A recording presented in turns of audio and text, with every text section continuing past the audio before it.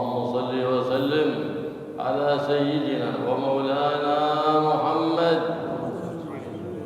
وعلى آله الأطهار وأصحابه الأخيار عدد ما تعاقب الليل والنهار.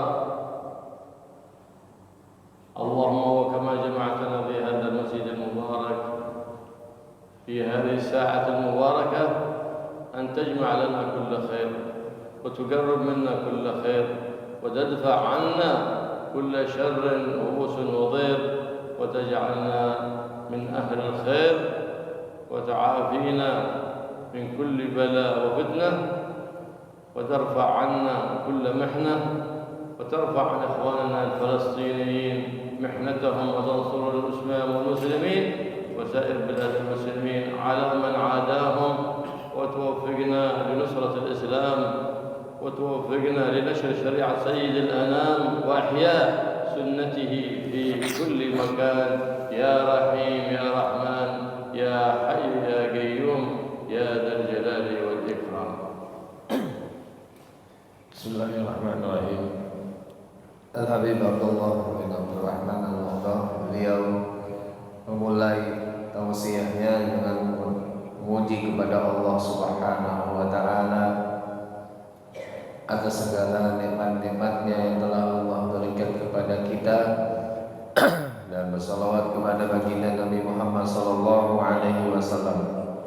Alhamdulillah yang mana Allah telah mengumpulkan kita di tempat ini untuk mendapatkan sebuah kebaikan, yang mana Allah telah menunjukkan kita kepada sebuah kebaikan.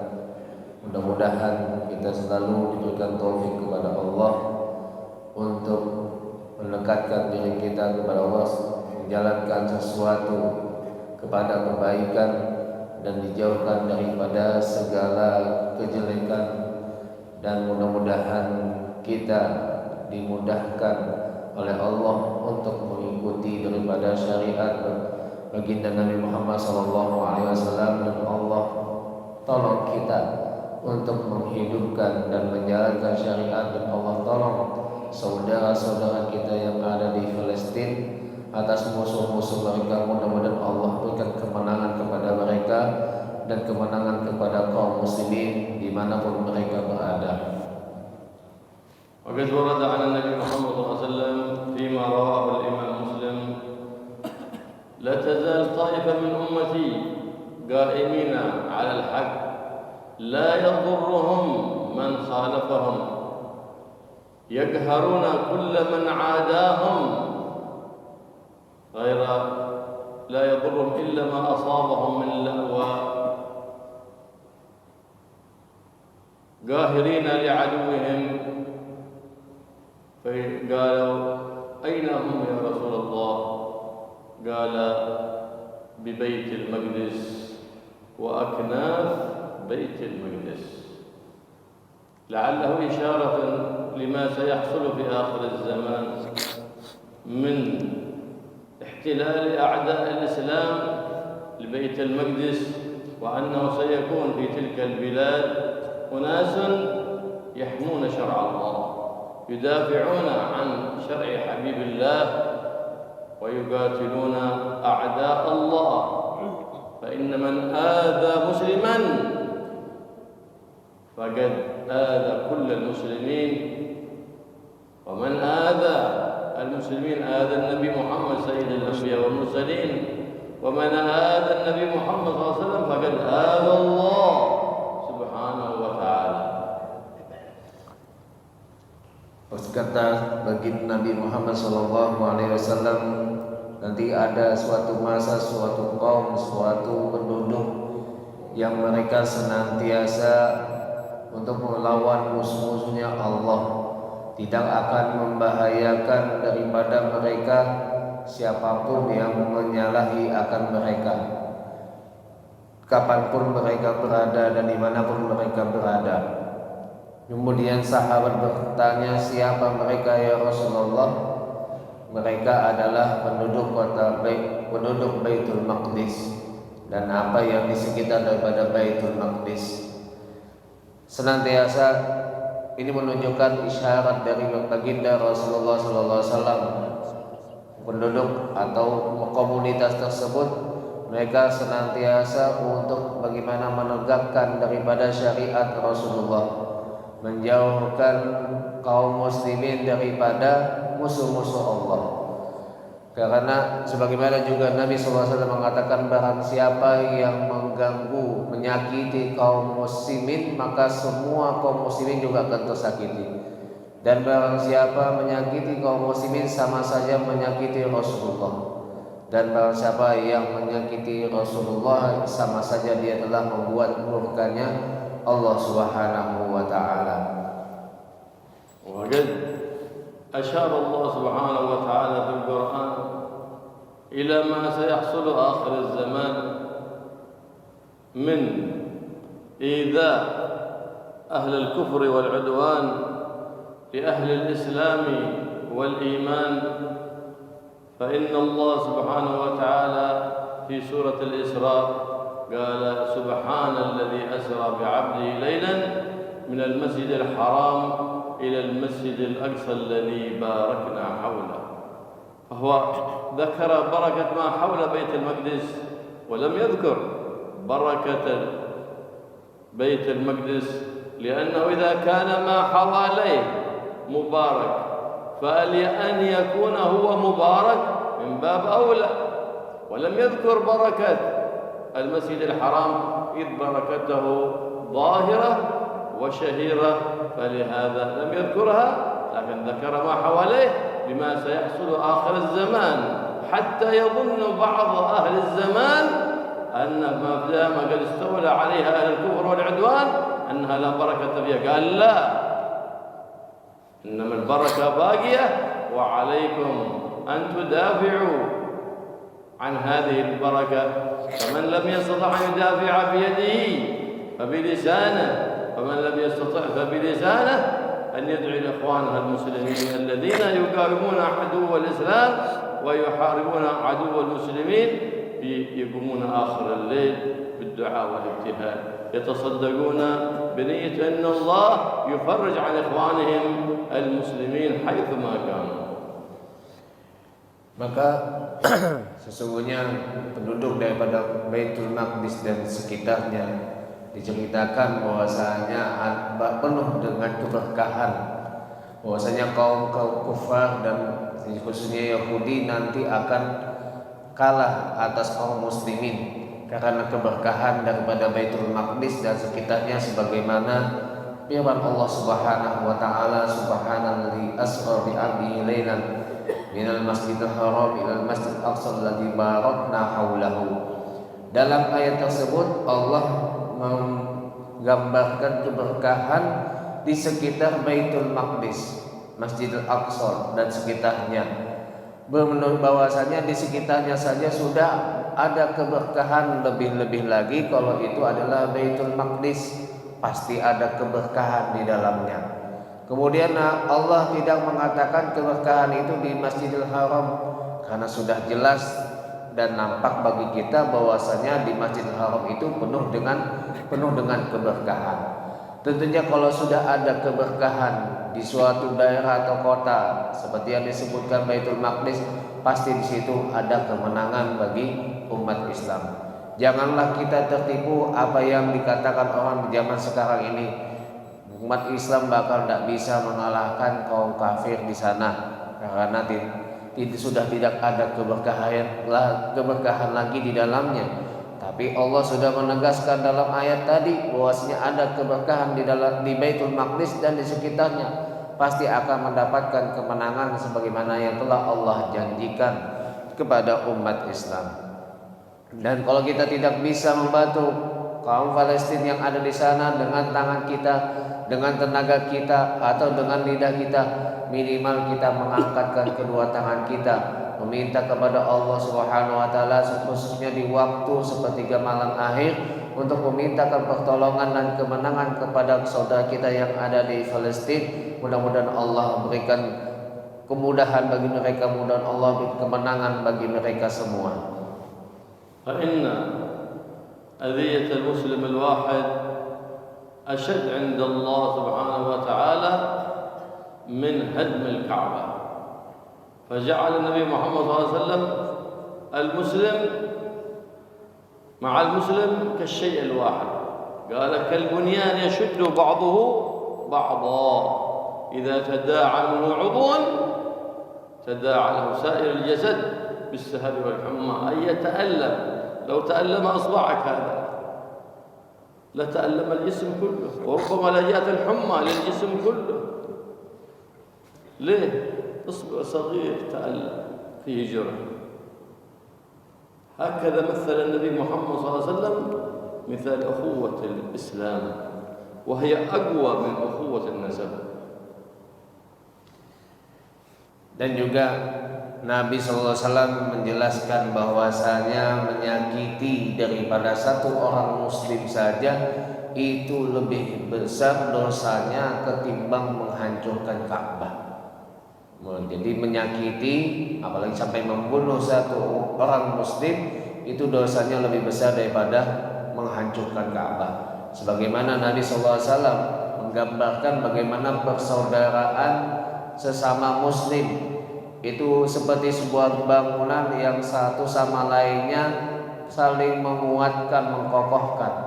Jadi kalau misalkan ada salah satu tubuh ada yang sakit, maka seluruh bagian tubuh yang lain akan merasakan sakit juga. Itulah perumpamaan persaudaraan sesama muslim. Jika satu yang tersakiti, maka yang lain pun akan merasakan sakitnya. Dan persaudaraan sesama muslim ini lebih kuat daripada persaudaraan yang masih senasab atau sekandung. Nabi sallallahu alaihi wasallam yatufu bil Ka'bah. فبينما هو يطوف ينظر إلى الكعبة ويقول ويخاطب الكعبة: إن الله شرفك، إن الله كرمك، إن الله عظمك، ولكن حرمة المؤمن أشد حرمة منك عند الله سبحانه وتعالى. ليه؟ حرم الإسلام إيذاء فضلا عن قتله. وما يحصل اليوم بين المسلمين من عداوات وقتالات وإيذاءات ذاك ليس من شرع النبي محمد، إنما هو صرخة صرخها الشيطان فاستجاب له من في قلبه ظلمة سوداء مالت إلى صرخة الشيطان. وأما من لا يسمع إلا نداء الرحمن فلا يتجرأ أن يعزم أو ينوي فعل الشر مع المسلم، فضلا أن يفعل الشر وأن يؤذيه، لأنه لا يستجيب لنداء الشيطان، بل في أذنه دائما نداء الرحمن ونداء حبيب الرحمن محمد صلى الله عليه وآله وسلم. Suatu ketika Rasulullah SAW mengelilingi tawaf di Ka'bah. Kemudian Rasulullah seakan-akan berbicara kepada Ka'bah, mengatakan, wahai Ka'bah, sesungguhnya Allah telah memuliakanmu, sesungguhnya Allah telah mengagungkanmu, sesungguhnya Allah telah menghormatimu. Tapi Rasulullah mengatakan, sesungguhnya kehormatan seorang mukmin itu lebih besar daripada kehormatanmu. Jadi kalau kita menyakiti seorang mukmin itu lebih besar dosanya ketimbang kita menyakiti atau menghancurkan Ka'bah, lebih-lebih lagi kalau misalkan sampai membunuhnya. Adapun yang terjadi sekarang di negeri Arab, ada beberapa negeri Arab kaum muslimin yang satu sama lainnya saling melakukan peperangan dan lainnya, itu karena mereka telah mengikuti daripada bisikan-bisikan setan. Karena tidaklah seseorang itu mengganggu atau menyakiti, apalagi sampai membunuh sesama muslim, kecuali di dalam hatinya sudah ada kegelapan.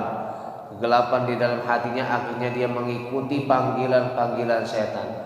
Adapun orang yang hatinya bersih, yang tidak mau mengikuti panggilan setan, dia hanya mengikuti panggilan daripada Allah Subhanahu wa taala, tentu dia tidak akan mau menyakiti, lebih-lebih lagi untuk membunuh sesama muslim.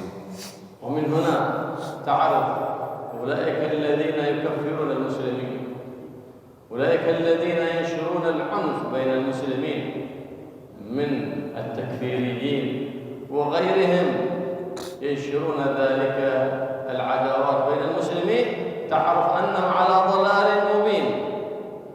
ولو أرادوا الخير لأذوا عدو الله ولذهبوا إلى أولئك الذين يؤذون إخوانهم المسلمين، لكنهم استجابوا لنداء الشيطان فصاروا يفتنون بين أهل الإسلام.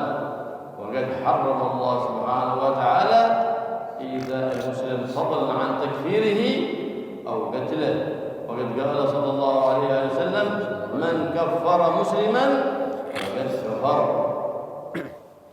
Dari sini telah nampak bagi kita bahwasannya siapa yang menyakiti, apalagi sampai ada yang mengatakan orang sudah jelas-jelas muslim dikatakan kafir karena ada sesuatu yang tidak menurut mereka, tidak sesuai dengan mereka. Bahwasanya beliau menjelaskan kita saja menyakiti seseorang muslim saja sudah tidak boleh, apalagi mengatakan dia kafir atau membunuhnya. Tentu itu sesuatu yang dilarang oleh agama, karena sebagaimana disebutkan tadi bahwasanya kita mengganggu kehormatan seorang muslim itu lebih berbahaya. Maka oleh karena itu orang yang telah mengkafirkan sesama umat Islam itu di dalam hatinya sebuah kegelapan. Tidak ada cahaya daripada agama Islam Allah Subhanahu wa taala. فأعظم شيء فضلا عند الله هو إصلاح ذات البين، أن تجمع بين المتقاطعين والمتعادين وتصلح بينهم. وأعظم إثما عند الله من كل شيء هو أن تفرق بين الإخوان المجتمعين وبين المتحابين، فذاك هو أعظم إثما عند الله من كل شيء. Dan di sini juga kita telah nampak bahwasanya paling besar dosa seseorang itu adalah bagaimana dia bisa memisahkan sesama muslim, memisahkan sesama saudaranya, memisahkan sesama keluarganya. Itu adalah dosa yang sangat besar. Begitu juga sebaliknya, sesuatu yang sangat besar pahalanya di sisi Allah adalah dia bagaimana menyatukan sesama muslim, membuat sebuah kebaikan sesama muslim, maka itu adalah sesuatu yang sangat besar di sisi Allah Subhanahu wa taala. ولهذا عندما دخل النبي محمد صلى الله عليه وسلم المدينة المنورة وأراد إظهار الإسلام، أول ما عمل بنى المسجد، لأن المسجد كان هو أول المدرسة التي انتشر منها هذا الدين الإسلام ونورت الكون كله. هذه المدرسة هو مسجد النبي محمد صلى الله عليه وسلم. والأمر الثاني آخر بين المهاجرين والأنصار، ليعرف أهل الإسلام أن الأخوة الإسلامية ما دامت موجودة بين المسلمين فلن يستطيع أن يقهرهم عدو ولا أن يغلبهم عدو. فآخى بين المهاجرين والأنصار، فأظهر الأنصار الإيثار لإخوان المسلمين، فقال تفضلوا أموالنا، خذوا ما شئتم من أموالنا. وأظهر المهاجرون العفة، قالوا اتركوا أموالكم معكم فنحن لا نريد شيء من أموالكم. لم يأخذوا شيء من أموالهم، فالعفة من المهاجرين. وقد آخى بينهم النبي محمد صلى الله عليه وسلم، فكل واحد يريد أن يقتسم ماله مع أخيه، لكن لإيثارهم الأنصار، لإيثار الأنصار. لكن المهاجرين تربوا على العفة، لا ينظرون لما في يد حد ولا يأخذون مال حد، بل أبقوا أموال الأنصار بأيديهم عفة منهم. فلهذا أثنى الله سبحانه وتعالى على أهل العفة فقال يؤثرون على أنفسهم ولو كان بهم خصاصة، وقال يحسبهم الجاهل أغنياء من التعفف. ترى في أحسن الثياب ترى هذا غني من الأغنياء ربما لم يجد له عشاء في البارحة لكنه يظهر الغنى، ما يظهر الذلة إلا لله، ولا يظهر افتقار لأحد من المخلوقين إلا لله سبحانه وتعالى. أولئك أهل العفة الذين أثنى الله سبحانه وتعالى عليهم. Oleh karenanya, apa pertama kali yang dilakukan oleh Rasulullah setelah hijrah ke kota Madinah?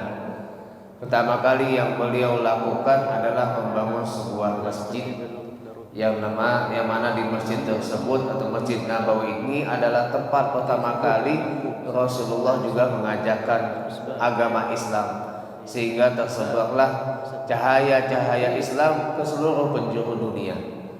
Kemudian yang kedua yang dilakukan oleh Rasulullah setelah hijrah adalah ukhuwah, yaitu melakukan persaudaraan sesama kaum muhajirin dan ansar. Rasulullah ingin mengikat, menampakkan bagi kita bagaimana persaudaraan dengan Rasulullah menyatukan daripada kaum muhajirin dan ansar, sehingga kaum ansar yang mereka mempunyai harta dan lainnya itu ingin memberikan kepada kaum muhajirin harta yang mereka miliki. Kalau ada keperluan silakan untuk diambil, tapi kaum muhajirin telah dididik oleh Rasulullah SAW untuk apa? Mempunyai sebuah kehormatan, sifat iffah, ada harga diri yang mereka miliki sebagaimana yang telah diajarkan oleh Rasulullah SAW. Sebagaimana Allah juga telah menjelaskan sifat yang baik tadi, iffah tadi, yaitu mereka tahsabuhul aghniya, dianggap atau disangka diri mereka itu adalah orang yang berkecukupan, padahal itu kelihatan pakaiannya atau penampilannya seperti orang kaya, padahal kadang di rumahnya saja belum tentu ada makanan. Itu adalah sifat daripada kaum muhajirin. Sebaliknya kaum ansar, mereka punya sifat untuk memberikan, mendahulukan akan saudaranya yang lain. Sebelum dia memakan atau memiliki, lebih mendahulukan kepada saudaranya yang lain. Ini sifat yang dimiliki oleh kaum ansar, yaitu Isa mendahulukan saudaranya yang lain. Al-Musbah ya akhi, asy'al al-Musbah. Nyalakan lampu.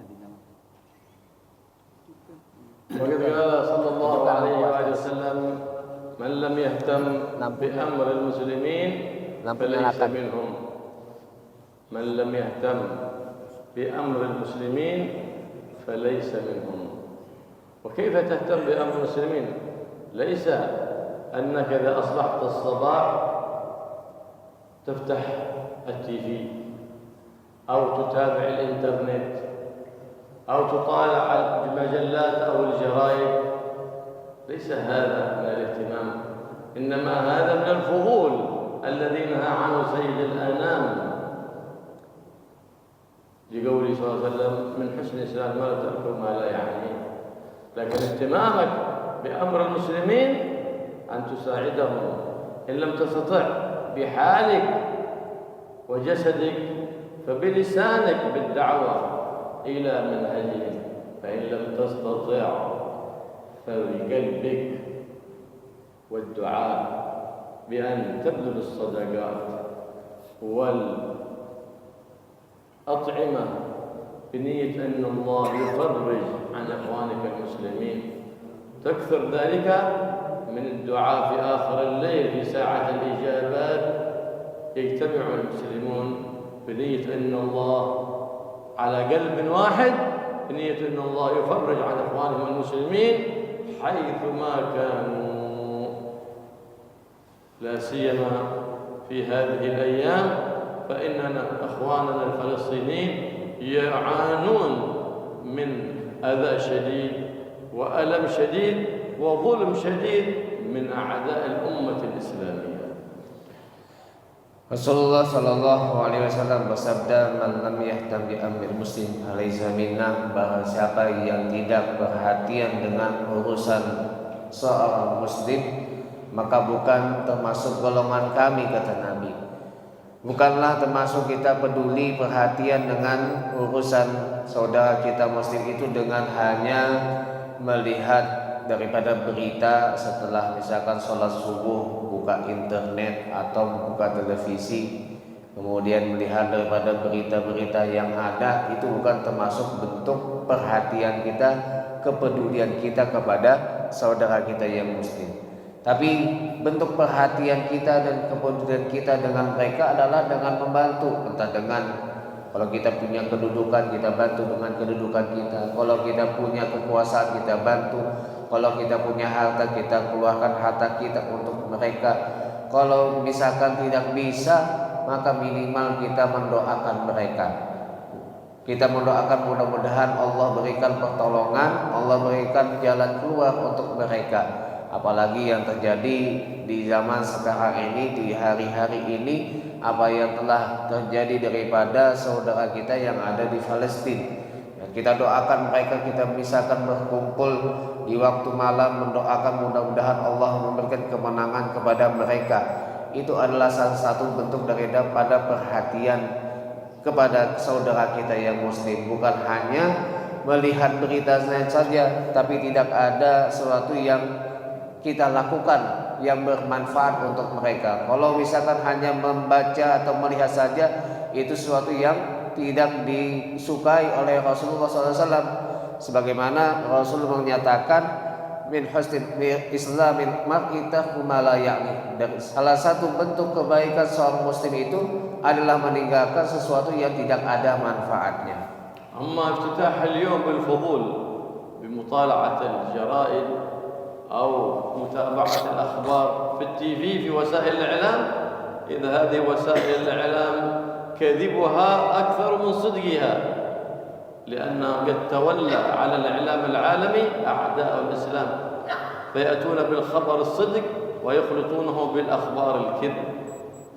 هذا يفتتح يومه بشيء من الفضول أو بالنوم فيذهب رزقه في ذلك اليوم، فيصبح خبيث النفس كسلانا فإن دخل عليه رزق فلا بركة فيه.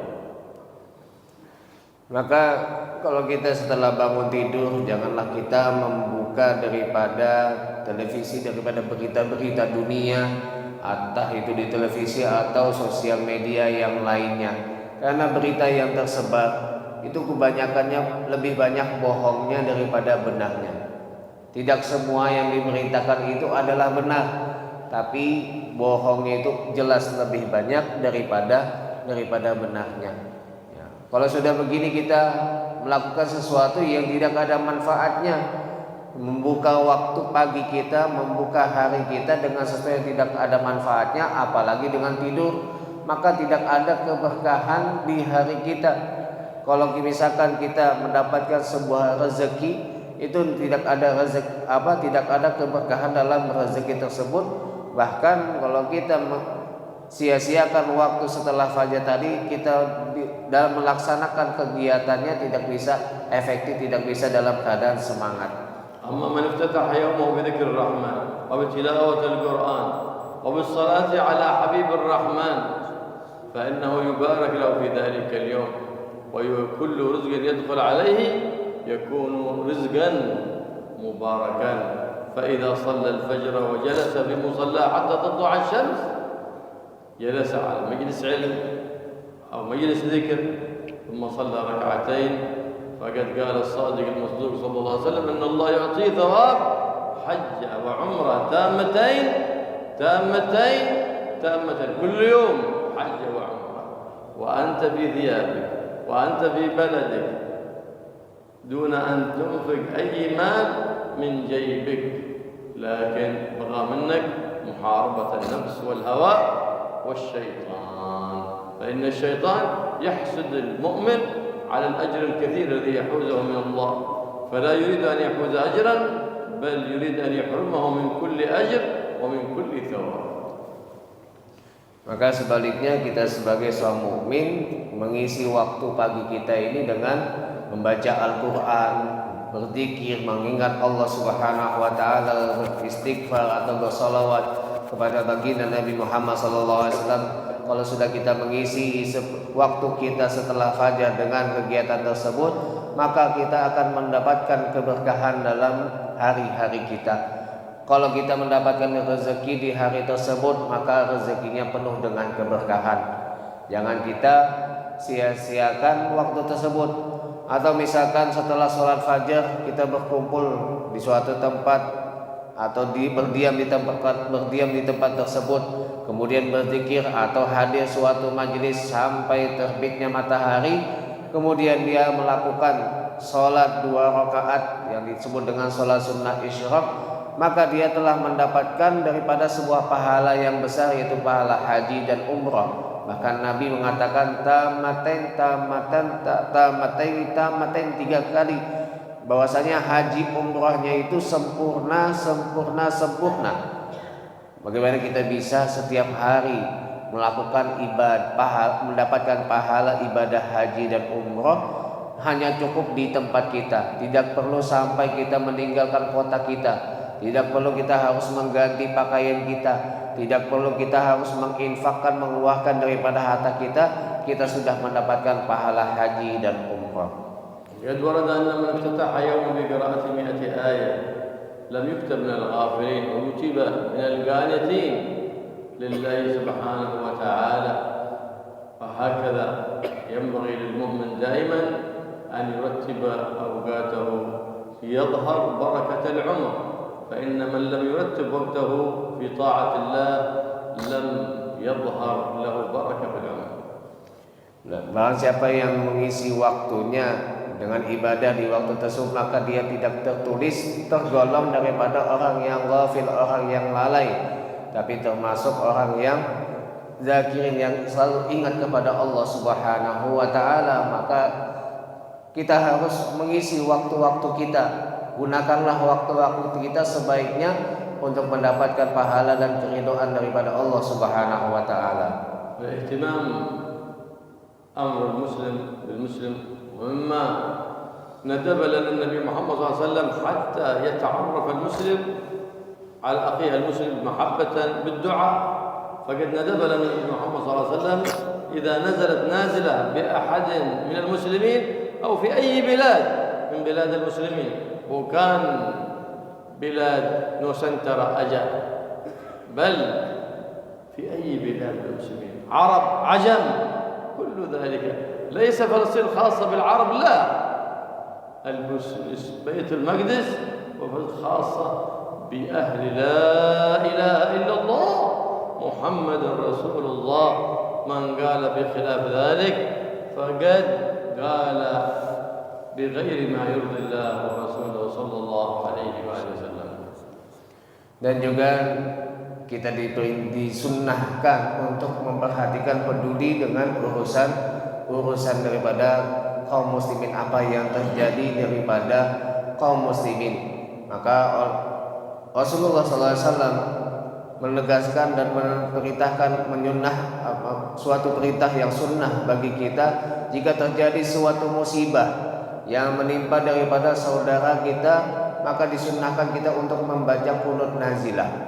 Entah itu musibah tadi terjadi di negeri Palestina atau dimanapun. Bukan berarti kalau misalkan yang terjadi di negara Arab maka orang Arab saja yang harus peduli, tidak. Tapi dimanapun terjadi sebuah bencana dan musibah, selama dia adalah muslim, mengucapkan kalimat la ilaha illallah, maka dia adalah muslim, maka kita harus peduli dengannya. Tidak ada perbedaan entah dia orang muslim Arab, muslim Nusantara, muslim Indonesia atau lain-lainnya, semuanya sama. Semuanya sama, tidak ada perbedaan. Maka sepantasnya bagi kita minimal mendoakan supaya Allah jauhkan mereka daripada segala bencana dan musibah. Nabi Muhammad SAW qunut nazilah fi i'tidal kulli rak'atin akhirah min kulli salah. وكذلك الدعاء في خطبة الجمعة وعقب الجمعات لأنه أقرب إلى القبول من رب البريات. بهذا أوصانا سيد السادات محمد صلى الله عليه وسلم. والله يفرج على المسلمين وينصرهم. يا فارج الهم يا كاشف الغم فرج علينا وعلى إخواننا المسلمين يا من لعبده يغفر ويرحم.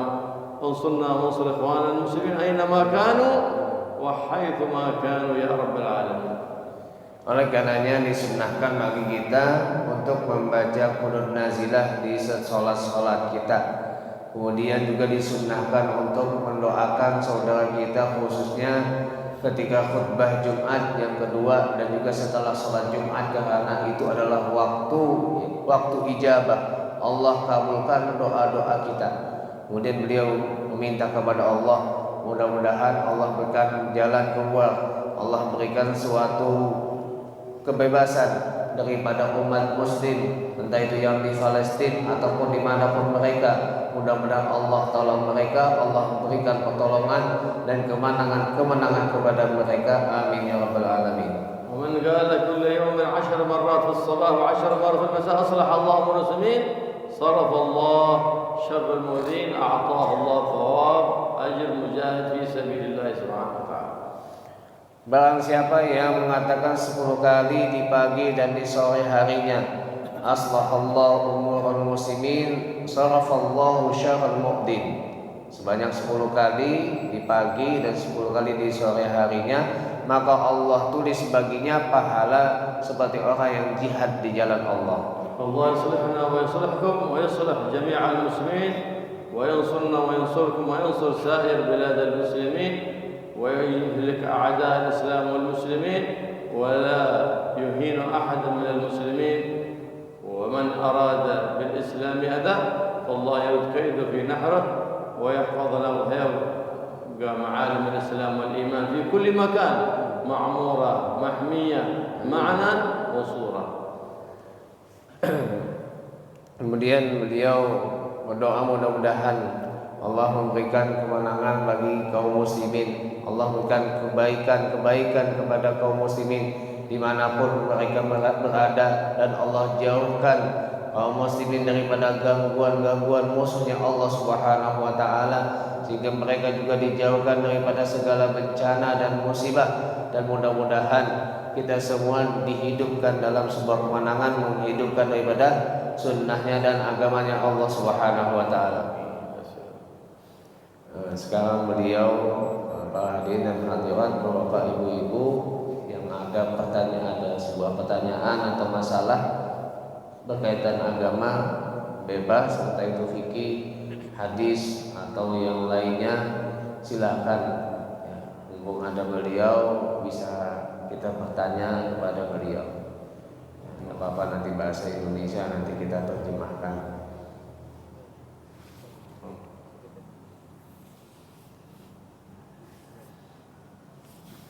الإنسان إذا أشكل عليه شيء في أمر دينه فلا بد أن يسأل في العلم لمن اتصل علمه بالنبي محمد صلى الله عليه وسلم، ولكن لا يسأل عن أمر دينه الشيخ جوجل، فإن الشيخ جوجل ليس له مرجع إلى النبي محمد صلى الله عليه وسلم، بل اخترعه من ليس له اتصال بالنبي محمد صلى الله عليه وسلم. من كان يهتم بأمر دينه إذا أشكلت عليه مسألة يعتني بسؤال أن لا يسأل إلا من اتصل علمه بالنبي محمد صلى الله عليه وسلم. Jadi beliau menjelaskan kalau misalkan kita ada permasalahan agama, maka sepantasnya kita bertanya dengan orang yang ahlinya di bidangnya, bukan kita menanyakan atau bertanya kepada Syekh Google, karena Syekh Google ini dia sanad keilmuannya, rantai keilmuannya tidak sampai kepada Rasulullah Shallallahu Alaihi Wasallam. Jadi takutnya malah sesat, akhirnya menyesatkan. Jadi tanyalah kepada yang memang ahlinya, orang yang memang alim. Ya, seperti beliau, ini kesempatan bagi bapak-bapak, ibu-ibu, kalau ada pertanyaan atau masalah agama apapun itu, silahkan.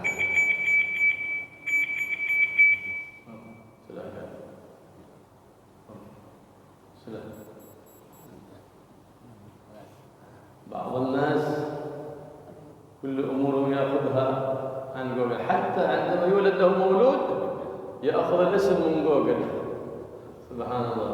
وإنما النبي محمد صلى الله عليه وسلم أوصانا بخير الأسماء كعبد الله وعبد الرحمن ومحمد وما حمد وما عبد، لكن للبعد عن الدين وجهل بشريعة النبي محمد صلى الله عليه وسلم فإنها نسأل من ليس له اتصال بالنبي محمد صلى الله عليه وسلم. Jadi sedikit lagi tambahan, kadang orang itu saking tidak maunya bertanya dengan orang yang alim, ketika dia mendapatkan sebuah anugerah anak yang baru lahir anaknya, itu mencari nama anak untuk anaknya di Google juga. Ya. Akhirnya ya dia, padahal Nabi sudah memberikan wasiat kepada kita, sebaik-baik nama itu adalah Abdullah atau Abdurrahman atau Muhammad atau Ahmad, itu sudah dipesankan oleh Rasulullah sebaik-baik nama. Tapi dia malah mencari kepada Google yang tentu ya tidak ada keberkahannya. Padahal keberkahan itu kalau misalkan sesuai yang diajarkan oleh baginda Nabi kita Muhammad sallallahu alaihi wasallam. Dakhala ba'd al-ulama balad falam yasalu ahad 'an al-din fa arada an yaqul ma balaka فأخذ ثوبه ويرد أن يرحل أنت تريد أن تجلس فما بالك ترحل قال بلد لا يسأل فيها عن الدين فليس هي بلد حية إن البلد الحية التي يهتم بها بأمر الدين ويسأل فيها عن الدين. Jadi diceritakan ada seorang yang alim ketika itu ya seperti ini, halaqah tidak ada yang bertanya tentang urusan agama. Akhirnya ya beliau keluar. Ketika beliau keluar ditanya, kenapa engkau keluar wahai orang alim, orang soleh tadi ya. Beliau mengatakan ya karena penduduknya tidak ada yang bertanya tentang urusan agama. Makanya seperti kota mati, tidak ada perhatian tentang agama. Kalau kota hidup itu dia tentu ada perhatian tentang agama. Artinya kalau ada permasalahan pasti dia bertanya. Ini seakan-akan kota tersebut tidak ada masalah, ya kota itu mati daripada syariat. Salatul Isyraq yadkhul waqtaha ba'da al-isyraq bi 16 daqiqah. Jadi sebentar, jadi waktu isya kan sudah tadi ya. Tapi pelaksanaan sholatnya adalah 16 menit setelah terbitnya matahari. Nah. Assalamualaikum warahmatullahi wabarakatuh. Waalaikumsalam. Singkat saja, yang ingin kami tanyakan, banyak amalan-amalan yang kita lihat dari kiai-kiai atau baik salawat ataupun bacaan lain. Nah, kami ingin yang amalan yang lebih afdal untuk dijasahkan oleh Nabi kepada kami semua di masjid ini. Kira amal apa yang lebih sangat masuk kepada Rasulullah sallallahu alaihi wasallam. Mungkin di hadha fi majalis hasal a'maliyah wa azkar min kiayat aw habaib anhu yatlub ayil a'mal afdal yumkin hadha muttasil sanaduhu ila nabi wa yumkin tuzizuhu an. كل عمل خير يقربك من الله سبحانه وتعالى وليس هو فقط في الذكر والصلاة بل إن جبر خاطر المسلم أعظم عمل يقربك إلى الله. السعي في قضاء حاجات إخوانك المسلمين هذا من أكبر الأعمال مما يقربك إلى الله سبحانه وتعالى. Jadi sedikit menjelaskan dulu, pertama semua amal kebaikan atau zikir ataupun apapun itu semuanya yang mendekatkan kita kepada Allah semuanya baik. Ya, tidak. Nah, ada yang lebih sangat penting dan lebih besar di sisi Allah yang mendekatkan kita, lebih cepat mendekatkan diri kita kepada Allah adalah menyenangkan hati saudaranya sesama muslim. Dan yang kedua, menunaikan hajatnya sesama muslim. Ini adalah sesuatu pahala yang besar di sisi Allah Subhanahu wa taala yang jarang sekali sekarang terjadi. Wa alladhi 'alaihi 'amal as-salaf as-salih.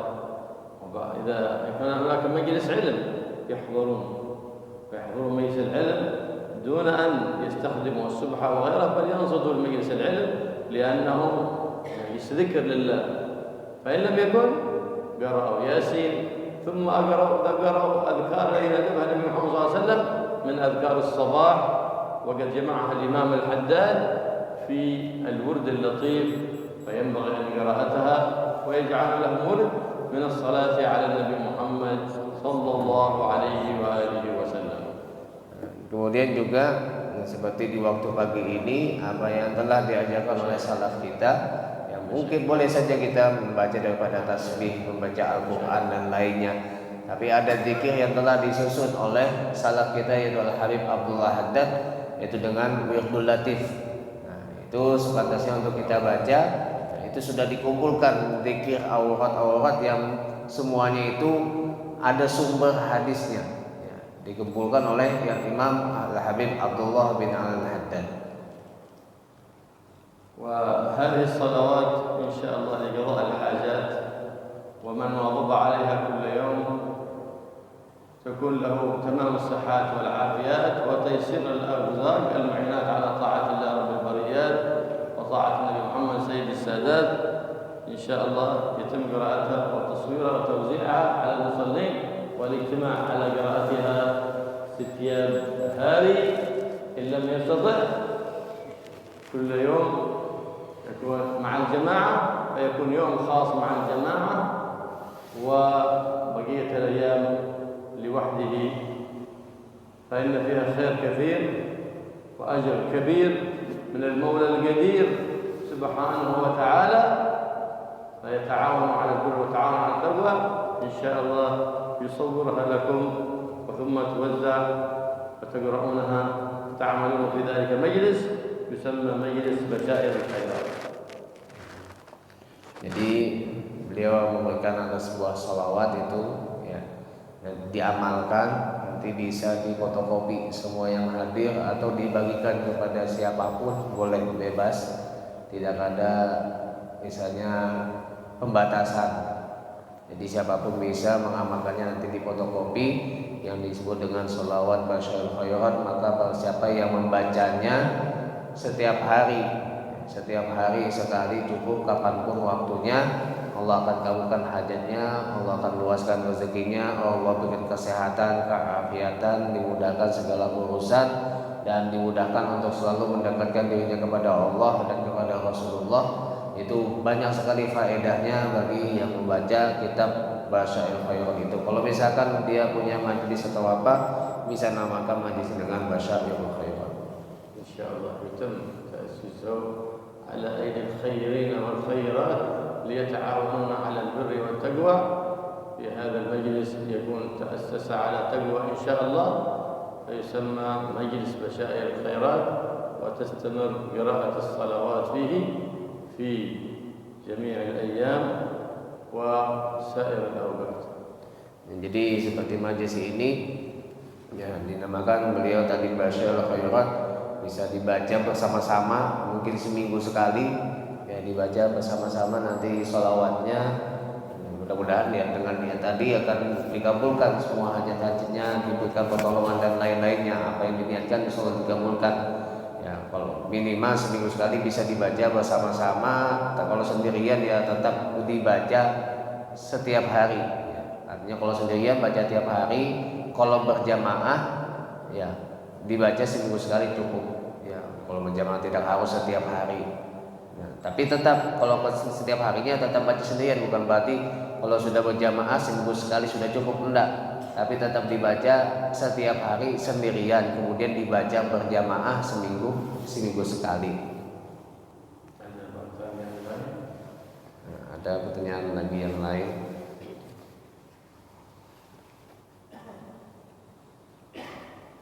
Alhamdulillah rabbil alamin, Allahumma shalli wa sallim ala sayyidina Muhammadin wa ala alihi wa sallam. Allahumma ya hayy ya qayyum ya dzal jalali wal ikram. Amin. ووفقنا لكل ما يرضيك عنا وجلبنا كل ما يسخطك عنا يا رب العالمين. وانصرنا وانصر بنا وانصر سائر بلاد الاسلام والمسلمين. وانصر اخواننا الفلسطينيين وانصر المسلمين اينما كانوا وحيثما كانوا، واعز الاسلام والمسلمين واهلك الكفره والمشركين، ولا ترنا في وجه مؤمن ذله ولا ترينا في وجه كافر عزه. اللهم يا من وفقها الخير واعانوا عليه، ووفقنا للخير واعنا عليه.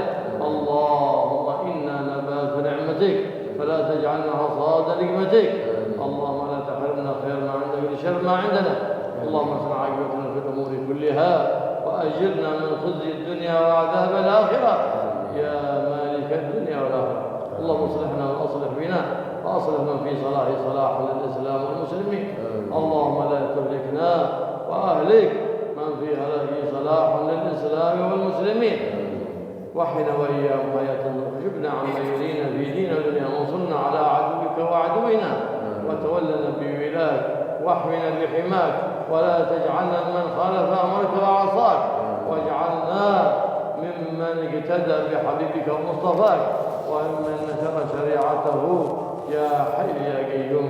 نسألك زيادة في الدين وبركة في العمر وصحة في الجسد وسعة في الرزق وتوبة قبل الموت وشهادة عند الموت ومغفرة بعد الموت وعفوا عند الحساب وأمان العذاب وجواز على الصراط ونصيب من الجنة. وارزقنا اللهم النظر إلى وجهك الكريم برحمتك يا أرحم الراحمين. واكفنا جميع البليات وجميع الأذيات واجعلنا الفصل الحصين من جميع الحزن المكين من الذنوب والخطيئات يا رب العالمين. اللهم يا كافي البلاء اكفنا البلاء قبل نزوله من السماء يا الله يا الله يا الله يا الله يا الله يا الله يا الله. اللهم يا كافي البلاء اكفنا البلاء قبل نزوله من السماء يا الله يا الله يا الله يا الله يا الله يا الله يا الله. اللهم يا كافي البلاء اكفنا البلاء قبل نزوله من السماء يا الله يا الله يا الله يا الله يا الله يا الله يا الله يا رب يا بارك لنا اغثنا ذلك برحمة من عندك تغنينا بها عمن سواك. وصلى الله تعالى على سيدنا محمد النبي وصحبه وسلم والحمد لله رب العالمين. بسر الفاتحة. بسم الله الرحمن الرحيم.